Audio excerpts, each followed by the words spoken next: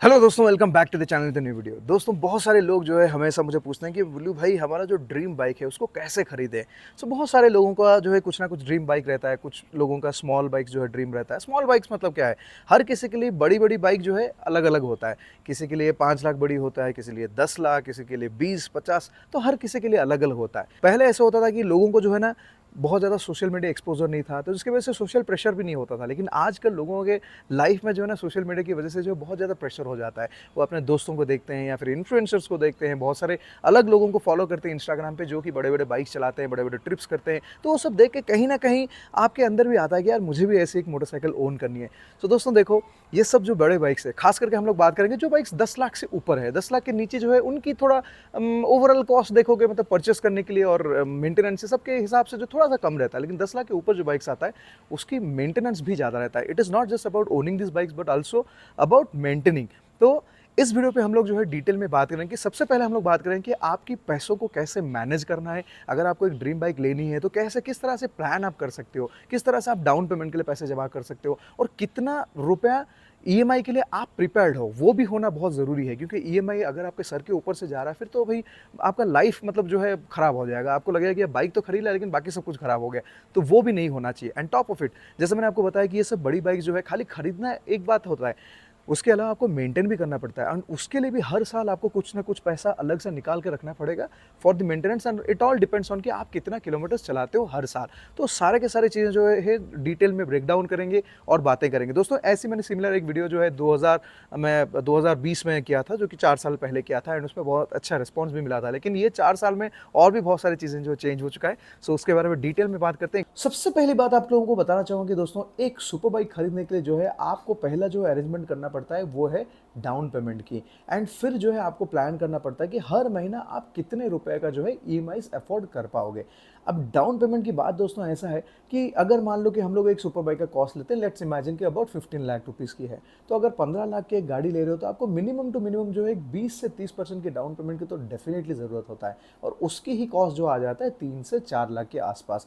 आप जितना ज़्यादा डाउन पेमेंट दोगे उतना बढ़िया है। क्योंकि क्या होता है ना, डाउन पेमेंट ज़्यादा देने से आपकी जो लोन्स कम होता है और उसमें ईएमआईस पर मंथ जो आप पे करोगे, वो जो प्रेशर है आपको कम हो जाता है। उसका मतलब ये है कि दोस्तों, पर मंथ ईएमआई देने से पहले हमें पहले प्रिपेयर होना चाहिए अपने डाउन पेमेंट देने के लिए। और जैसे मैंने आपको बताया कि 3-4 लाख अगर आपको सेविंग करनी है और आपका मान लो कि सैलरी 1 लाख की है, तो 1 लाख में तो आपका अलग खर्चा भी रहेगा, आपका जो रेगुलर एक्सपेंसेस रहेगा, आपका हाउस रेंट रहेगा, आपका अलग सब कुछ एक्सपेंसेस रहेगा। उसके अलावा भी अगर आपने कुछ पैसा सेव किया है हर महीना, then only you will be able to make this 4 lakh of rupees as a down payment. तो इसका मतलब ये है कि दोस्तों, आपके पास पहले से जो है 4 लाख के आसपास जो सेविंग्स होनी चाहिए। इसलिए दोस्तों, मैं हमेशा लोगों को सजेस्ट करता हूं कि आपकी सैलरी चाहे कितने लाखों की हो जाए, मतलब कम हो, ज्यादा हो, जो भी हो, लेकिन आपकी सैलरी में से जो है 20-30% जो पैसा है वो हमेशा निकाल दो आप फॉर सेविंग्स एंड इन्वेस्टमेंट। जी हाँ दोस्तों, खाली सेविंग से बात नहीं बनता। सेविंग्स में ये होता है कि यार जितना पैसा आप डालते हो उसमें जो इंटरेस्ट साल का आता है बैंक का बहुत कम होता है। तो इसलिए आपको जो है कुछ पैसा जो है डेडिकेट करना चाहिए फॉर इन्वेस्टमेंट्स।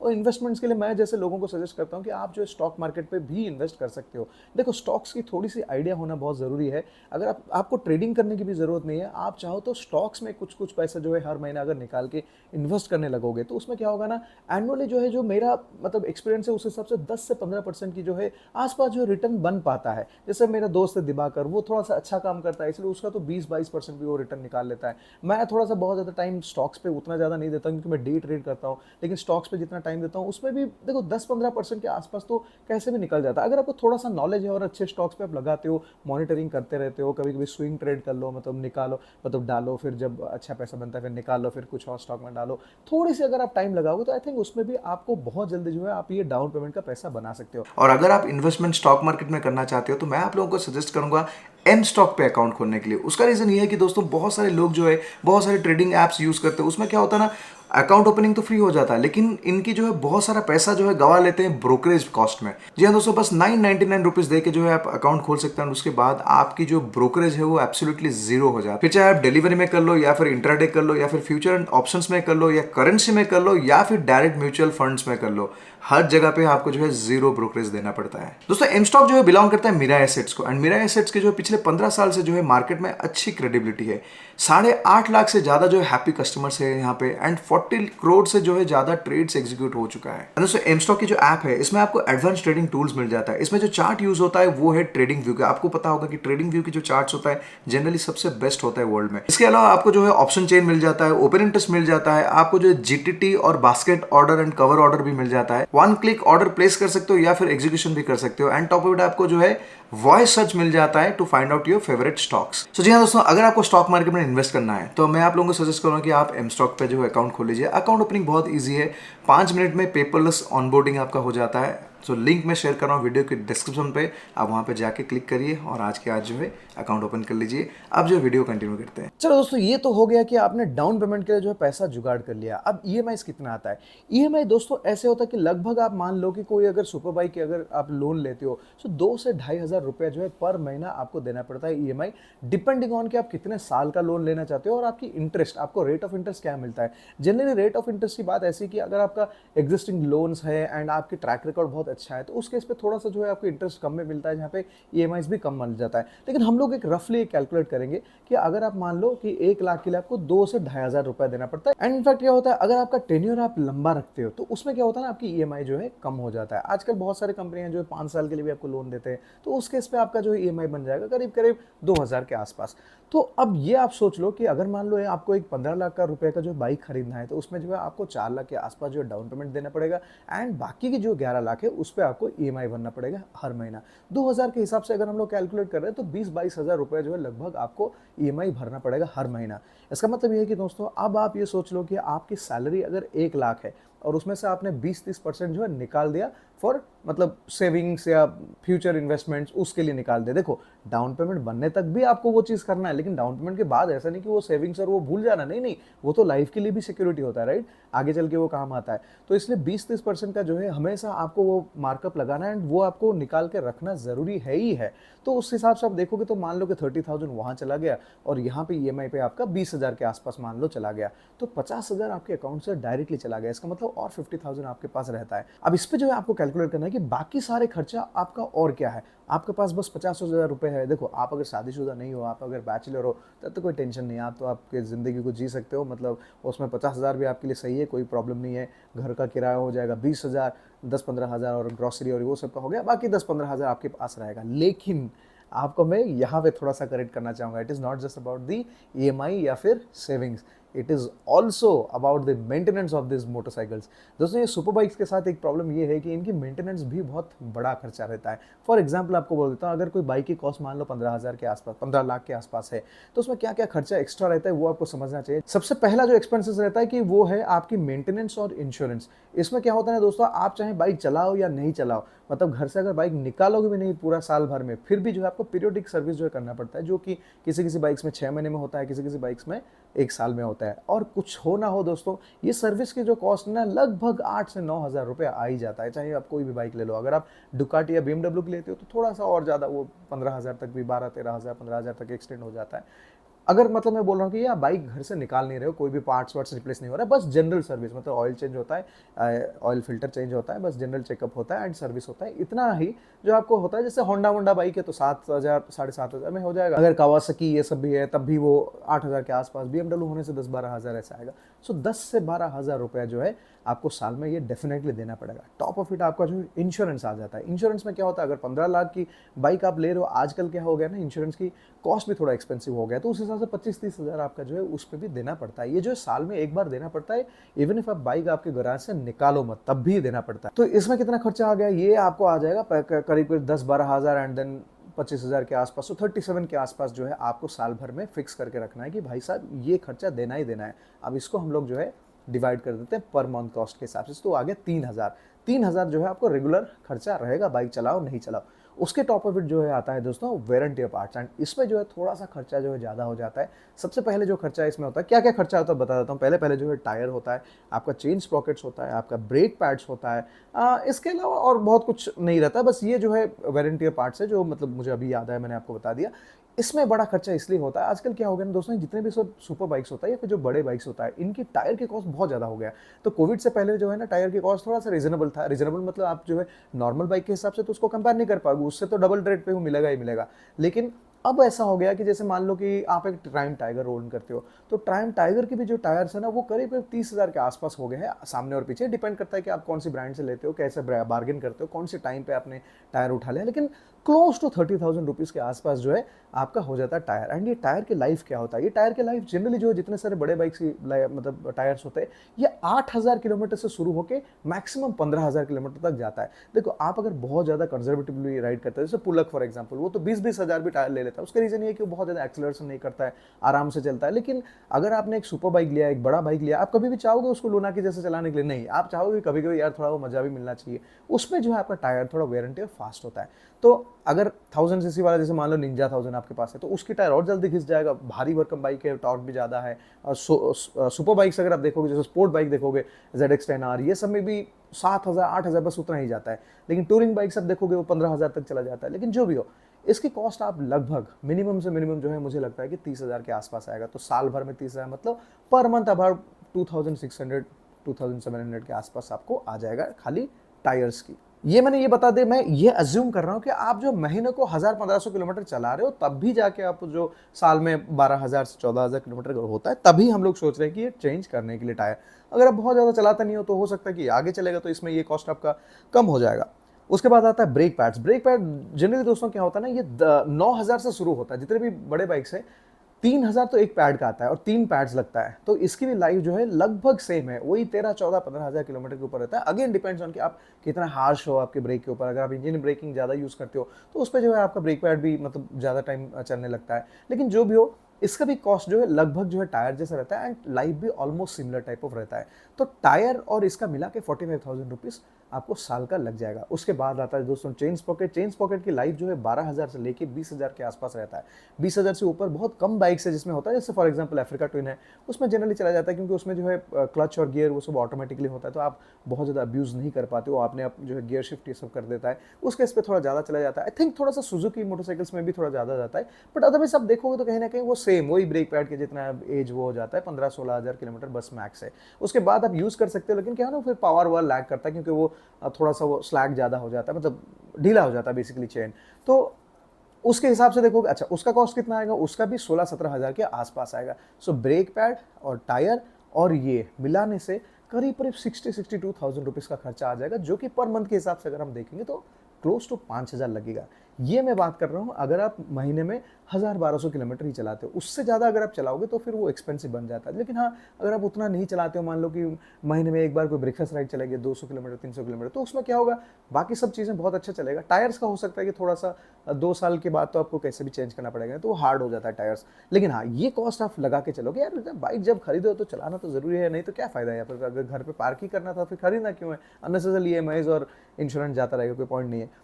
तो जो भी हो उसके हिसाब से अगर देखो तो 5,000 और निकाल कर रख लो। और हमने रेगुलर सर्विस और इंश्योरेंस की बात किया था, उसका करीब करीब कितना आया था, आई थिंक 3,000 के आसपास आया था। सो 3 और 5 8,000। जी हाँ दोस्तों, EMI के बाद भी आपको 7-8 हज़ार रुपये के लिए प्रिपेयर होना पड़ेगा हर महीना। इसका मतलब ये है कि एक सुपर बाइक अगर आप रखते हो, साल भर में अगर चलाते हो, तो आपको उस पर एक 60-70 हज़ार 80 हज़ार के आसपास जो खर्चा है इंश्योरेंस, सर्विस और रेगुलर मेंटेनेंस के हिसाब से आने लगेगा। देखो दोस्तों, ये कहे कि मैं आपको डराना नहीं चाहता हूँ, मैं आपको सब वर्स्ट केसेस बता रहा हूँ, मतलब हायर साइड पे जो खर्चा हो सकता है, ताकि आप मेंटली प्रिपेयर रहोगे ये सब लेने से पहले। लेकिन अगर नहीं लेते हो तो क्या होता है, मैंने ऐसे भी बहुत सारे लोगों को देखा है जो सुपर बाइक ले तो लेते हैं, उसके बाद बैठ के कैलकुलेट करते हैं, अरे यार ये तो बहुत एक्सपेंसिव है, उन्हें ये भी लगने लगता है, तो तब जो है ना ये झटका बन जाता है। तो वो झटका नहीं बनना चाहिए आपके साथ, आपको जो पहले से प्रिपेयर होना चाहिए। एंड क्या होता है ना, जैसे हम लोग, मैं कभी भी कोई, मैंने बहुत सारे स्टार्टअप्स किया अपने लाइफ में, कभी भी मैं स्टार्टअप करता हूँ ना, हमेशा इनकम जो मैं प्लान बनाता हूँ ना, उसमें इनकम को मैं लोअर साइड पर रखता हूँ, एक्सपेंसेस को हायर साइड पर रखता हूँ, और फिर मैं सोचता हूँ कि